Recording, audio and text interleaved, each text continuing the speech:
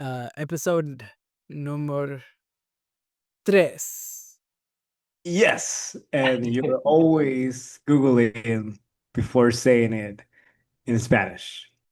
I'm not, but No, you Google, next is número four, cuatro, just, in case you might need it. I even know five, cinco. What? So we have at least two more episodes, guys. This will end the time Barra stops counting in Spanish. That's when this ends. That's the cap.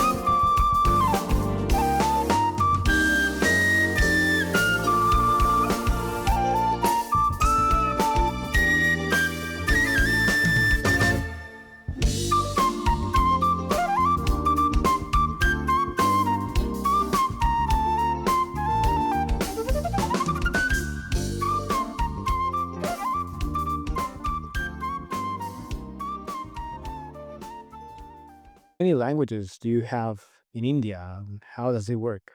It's over 1,300 languages, dialects, 22 official languages. And these are living, breathing languages that are spoken on the daily, living in this wonderful subcontinent of India, and of course, and also around the world, also, right? Like the diaspora that has dispersed way back when. There's even Hindi speakers in Fiji. In Peru, we have many languages. Spanish for sure, that's the main language. Quechua. Quechua is a beautiful language, usually spoken in the Andean region of South America. And I'm pretty close to this language because it's all the culture that is involved, Quechua apparently was one of the languages that the Incas used to speak, and that is part of my history as well. So Quechua is not only spoken in Peru, it's spoken in Argentina, in parts of Ecuador, Bolivia, but Quechua has a lot of variations as well, depending on the region that we have in Peru. Quechua Chanca from Ayacucho, Quechua Collao from Cusco. It's very interesting to know, and I don't know what you think about this, but this is something that not many Peruvians know. But hey, you know what? If you're listening to this and you're Peruvian, well, now you know. I don't know, languages always fascinate me. The way they're spoken, the tonality, just the way they're expressed. Sometimes I was in a conversation, and then they overheard me speaking Telugu to my mom, and then she was like, "Oh wow, that's such a beautiful language. What is it?" I'm like, "It's called Telugu." You know, I felt so good. I felt so good when somebody asked me that. I think it was probably one of the first times somebody had said that to me, and I was like, "Oh wow, thank you." And Telugu, from what I've heard, is considered one of the most beautiful languages in the world. Apparently, Apparently, who knows, right? right, and and I was as I was reading about it, I apparently that's the case because it has a lot of vowels in them. So, like for example, a word for family is kutumbam. So, like it's like apparently has a lot of vowels. Like maybe that's not the best of example, but And I really found learning languages fascinating, because it really opens doors. It really opens, well, that's actually a meme. People say that, yeah, English opens doors. Well, you know what? That's true, bro. And it's also like a bridge, it really connects you with people that it's in the other side and crossing all these kind of things that we geographically sometimes believe are barriers. But in fact, this learning languages can actually make you feel like you both belong, in the same space in many ways, actually. I agree. I couldn't. not wait to learn more languages. When I was very young, and of course, Telugu being my mother tongue, and English, I kind of picked up because I went to an English medium school when I was younger, and I would hear my parents and my relatives from a different city speak Hindi, and I really wanted to speak it, and I couldn't. I would make all sorts of mistakes, and I would, pretend like I knew the language with the Hindi speakers that were around me, and they're like, uh, "That word that you just used is not what you think it means, and that's not even how you say it." You learned Telugu slash English in India because I know that English has taken over at this point, right? Right. Yeah. The Indian history and how it was ruled by the Britishers for what, 200 years roughly. Um so that became the language that education was primarily conducted in. We benefited because now that we moved to different countries, and it made the transition that much easier because I went to a school that's English medium, right? So it was a little bit of a struggle, I must admit. um but thankfully to certain teachers and people around me that were patient enough to teach me a few things, it made it relatively easy. I'm still learning. I must admit, I was very excited and I was really, really looking forward to moving out when I was younger, because, maybe because of these pictures that were painted by Hollywood movies and, people hyping things up. I was really excited. And I guess we found it really cool to listen to like some songs. So like there was this one cassette from my uncle. It's the Backstreet Boys cassette. I would plug that thing in and I would listen to it on loop for days and months, and I think it's been like years also. So for me, it was not such a huge transition. I've been living in Peru. Well, I used to live in Peru for like almost all my life, right? Like over 20 years. Right. Just to make everything clear here, I was not always good at English, and I'm not saying that my English is perfect. Um, but I think good thing about being young and also having that inherent interest is you pick things up relatively quickly, and that made the transition smoother. So, but of course, it had its fair share of struggles. And I must say, now that I'm thinking about it, I had this one Gujarati friend. Oh man, he was so inspirational. Gujarati is an Indian language. So this friend of mine, um, and we were all in ESL, English as second language class. Okay. So we were all kind of like struggling, helping each other out, kind of thing. So when he was growing up, unlike many of us, he didn't go to English medium. He went to a Gujarati medium. So what this kid did was he wrote in Gujarati and word for word translated in English, and then he would have his paper in front and then like speak. And just the fact that he was striving and like he was putting that effort, and he just he got so good at it, uh pretty much on par with us in just a matter of few months. That was very inspirational. And that could have, and I've seen a lot of people like on Instagram and stuff like that, like where um they're native English speakers, but they're speaking Gujarati. They're speaking like Punjabi. I even saw this Korean person speak Telugu, and oh my gosh, I was so amazed.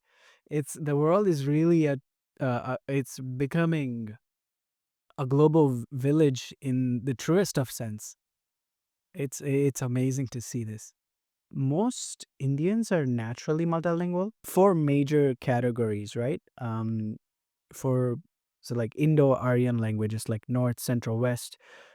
So like, you have Hindi, which is like most widely spoken, and then you have Bengali, uh, deep literacy or literary and poetic tradition. Marathi, they're kind of like Marathi, Tamil, like those are um, they have like bhakti. We'll get into this a little bit later on, perhaps. Um, so Marathi is known for like their bhakti and social reform legacy. Gujarati, I was mentioning earlier, they're known for their trade, business, Jain philosophy. Punjabi, they have their own like rhythm, devotional, resilience. That's what they're known for. And Urdu, which has like this poetic elegance, and then they have something called ghazals. um, they feel expressive, expansive, narrative driven, right? And then you have the Southern Indian language, like Dravidian languages are called. They're older than Sanskrit in spoken form, and they're structurally unique and precise, right? So you have Tamil, one of the oldest, world's oldest living classical languages, and then you have Telugu. It has this musical, flowing, cinematic kind of flair to it. Kannada, which is scholarly, philosophical, and then you also have like Malayalam, which is complex, poetic, precise, just like these languages are. Um, so these Dravidian languages, they make you feel grounded, very introspective, analytical, also, right? And then you also have Austroasiatic languages. I hope I'm pronouncing that right. Like they're among the earliest languages spoken in the subcontinent, like something called Santali, Mundari. They feel very earthy, earth connected, oral, rhythmic. And then you also have the northern eastern Himalayan languages like Meitei, which is like the Manipuri language, Bodo, Mizo.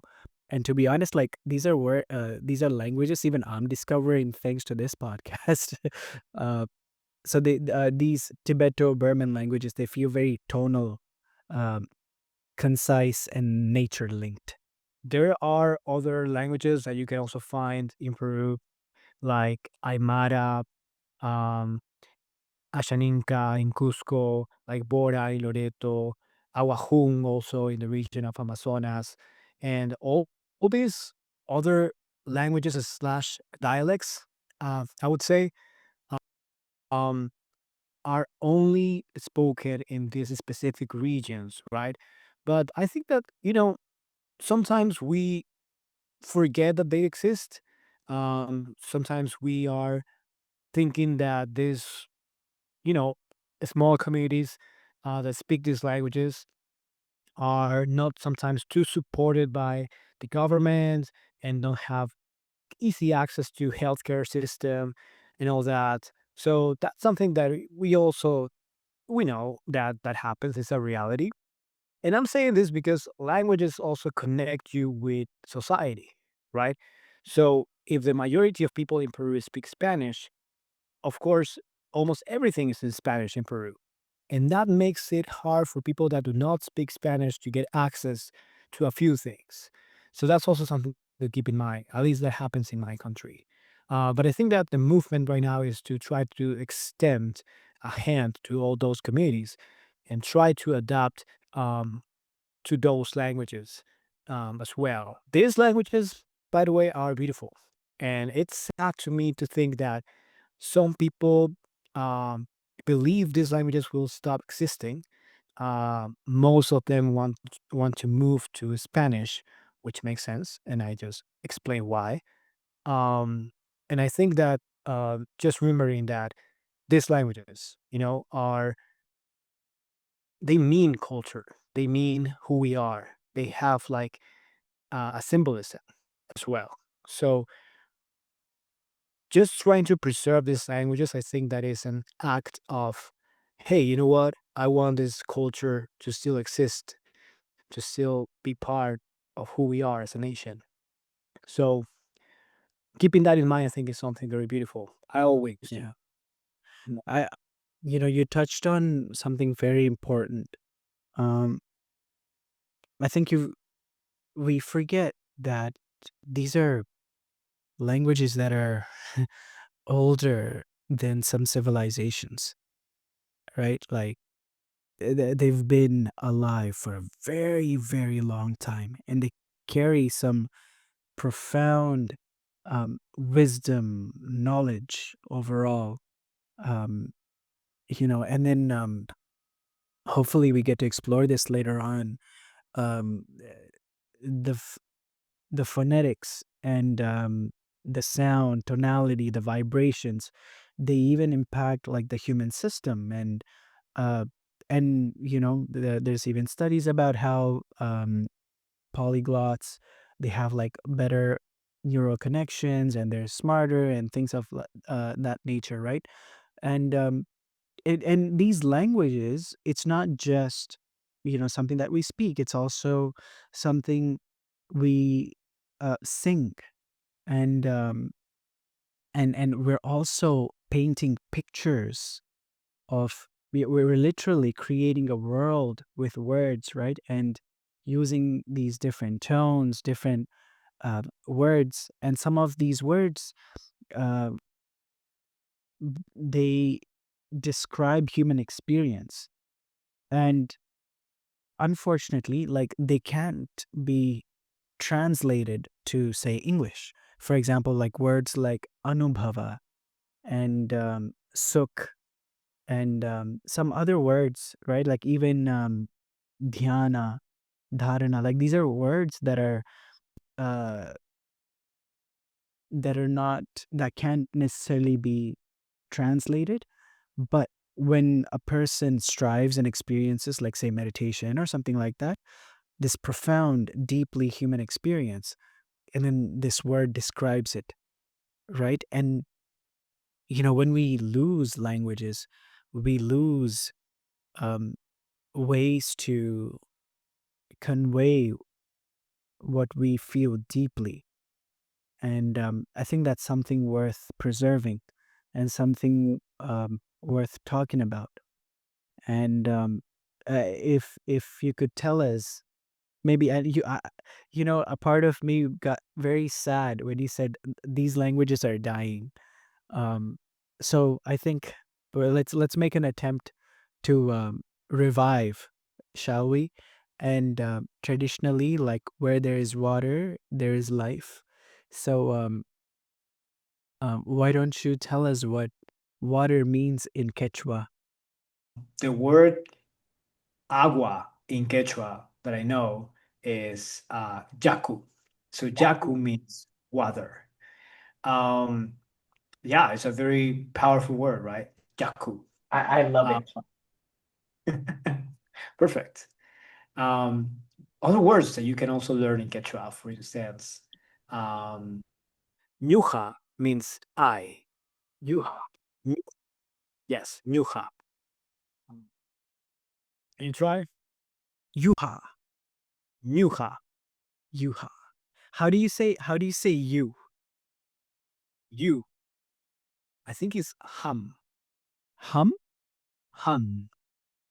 That is so interesting Why? because in Hindi, um, that means us. So ham means us in Hindi. That's what you said? Yep. Hum means us in Hindi. Uma, it's head. Oh, that's wow. Uma is actually a name of a goddess in Indian culture. Um, that's so cool. So Warmi means woman. Warmi. Yes. Wow. Yes. That's neat. Warmi. Okay. How do you say beautiful? Beautiful. If I'm not wrong, is Sumach. Suma. Sum. So it's Sumaq. The Q letter at the end is pronounced as You know that sound, sumach. Suma. Perfect, like a G at the end, right? Sumach. Yeah. Did you said beauty, right? Suma m- Suma means beauty. You won't believe. Here, check this out. In Sanskrit, um, it's symbolizing beauty also. Yeah, for real. Did you just Google that? I did Google it just now. Look, flower symbolizing beauty, good or well-being, but also carries meaning of moon, camphor, sky, water, milk, or heaven. Look at that. When you hear a joke in English or a joke in Hindi or Telugu, which one makes you laugh the hardest? Like, who has the best humor? I don't know why. Like Hindi jokes, they hit pretty hard sometimes. um, yeah, Hindi English jokes. I guess it depends on the comedian. But when I was younger, man, like comedy in Telugu movies, oh, they are just there's a chef's kiss, man. Oh, it's just so good. These days, I don't know. I don't necessarily find them all that funny. I think that Spanish, Peruvians, we have this weird, sketchy humor. It's just uncanny. It's no, you cannot top that. That is so simple yet so hard to get. It's like it's the perfect combination sometimes.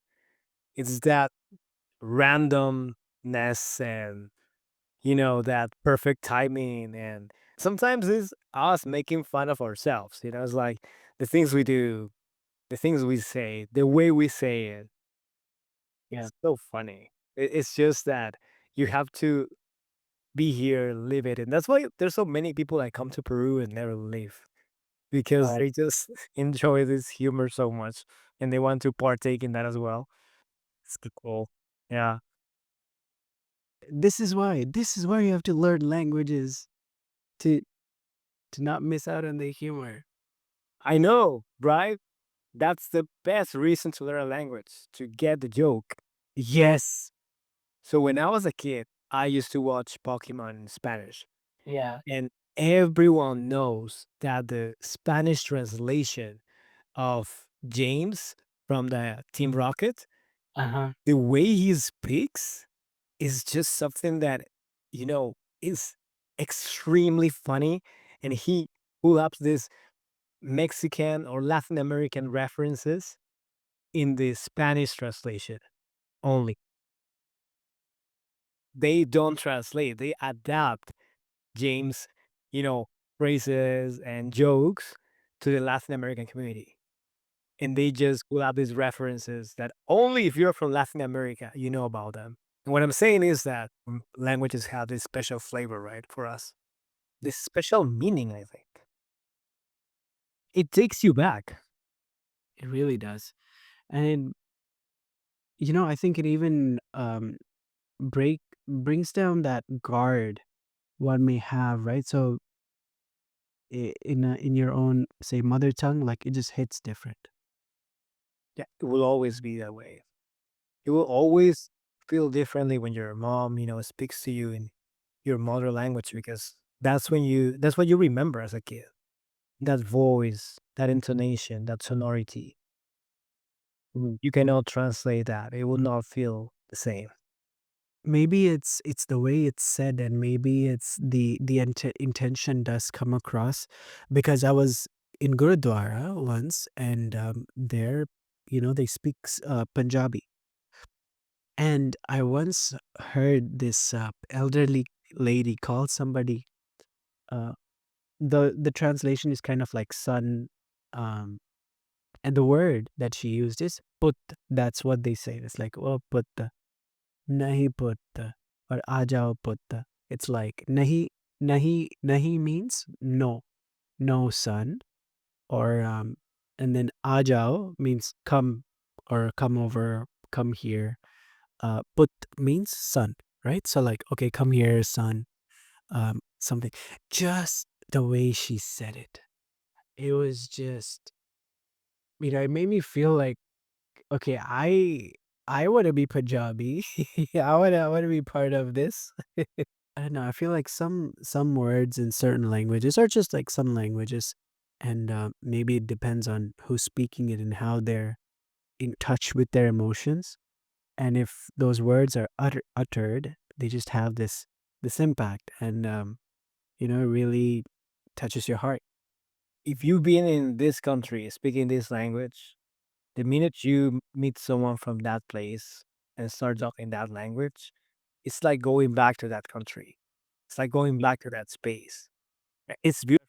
A very beautiful, show of love. A very good way of expressing how you love someone. It's by learning their languages. Oh, 100%. When you learn someone else's languages or language, that's how you express love in another level. I would agree. And I'm so glad you brought that up because I've been thinking about it myself, like but never really like say consciously. But I've seen some couples um that have done that, and it's not easy to learn another language. Um and even get like the little nuances right. And you know, it just makes it so captivating to watch. So I was watching this I think this German um, Instagram personality, and she learned Gujarati for her Gujarati husband. And my gosh, is she more Gujarati than like any other Gujaratis I've met? Like she owns it. Like she's got the sass down right.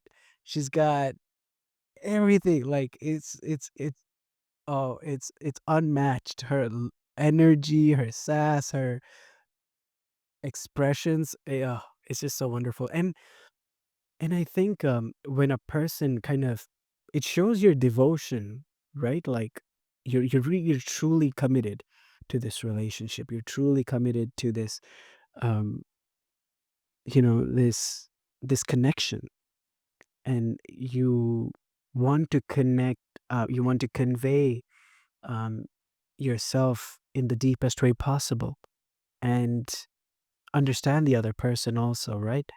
And as you said, like it's one of the most profound ways um, to show that you truly care, that you truly value this relationship.